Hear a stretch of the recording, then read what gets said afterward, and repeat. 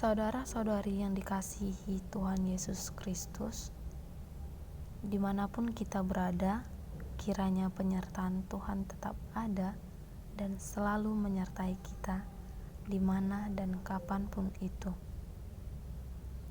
Saudara-saudari, untuk kelancaran tugas praktek lapangan saya, yaitu bermisi melalui media sosial di tengah pandemi COVID-19. Saudara-saudari yang terkasih, dimanapun kita berada, kiranya kita tetap dalam lindungan Tuhan yang Maha Kuasa. Firman Tuhan yang menyapa kita pada hari ini, yang tertulis dalam Mazmur 37 ayat 5, saya akan membacakannya kepada kita semua. Serahkanlah hidupmu kepada Tuhan dan percayalah kepadanya, dan Ia akan bertindak. Saudara-saudari, apakah kita pernah merasakan kekecewaan dengan sesuatu yang kita harapkan, tetapi tidak sesuai dengan apa yang kita inginkan? Lalu bagaimana cara kita menghadapi kekecewaan dalam situasi tersebut?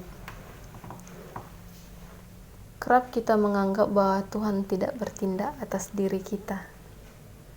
Apakah kita pernah menyerahkan semuanya hidup kita di dalam Tuhan?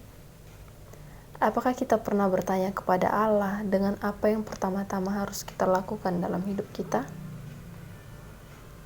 Kita harus mengetahui bahwa kita harus berserah kepadanya. Berserah adalah kehidupan yang lemah lembut. Apakah lemah lembut itu sebagai kelemahan atau rasa malu? Selama ini kita salah menganggapnya. Sesungguhnya lemah lembut adalah orang yang kuat, sama seperti Yesus Kristus. Seorang yang lemah lembut namun terus-menerus menunjukkan sifat yang kuat. Yesus secara tegas menegur orang Farisi dan para pemuka agama. Yesus berdiri teguh melawan berbagai tekanan. Salah satu tekanan tradisi. Banyak lagi sifat yang menunjukkan lemah lembut yang dimiliki Tuhan Yesus. Bagi saya, kelemah lembutan ialah mengendalikan kekuatan saya. Apakah kita mengetahui bahwa orang yang merendahkan diri akan dibenarkan oleh Tuhan? Apakah kita mengetahui orang yang beriman serta berharap dalam Tuhan akan selalu disertai oleh Tuhan? Saudara-saudari, ketika kita menyerahkan jalan hidup kita kepada Allah, sama artinya kita berjalan di jalan yang lemah lembut. Saat kita menyerahkan semuanya kepada Allah, sama halnya bahwa kita mempercayakan segala sesuatu ke dalam tangan Allah. Dan saat kita berserah kepadanya, itu merupakan sebuah pengabdian untuk mengosongkan diri kita.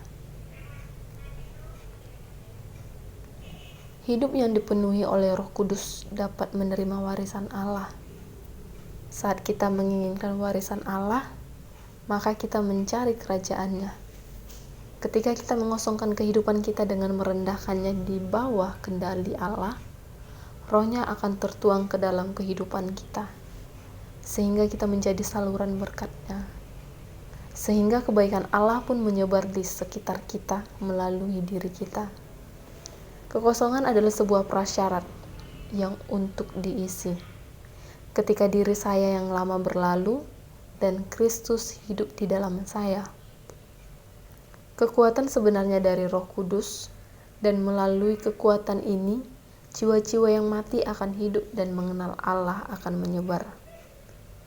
Ketika sifat keinginan, rencana, dan ego kita disampaikan kepada Allah, maka kita akan hidup berkelimpahan dalam Kristus.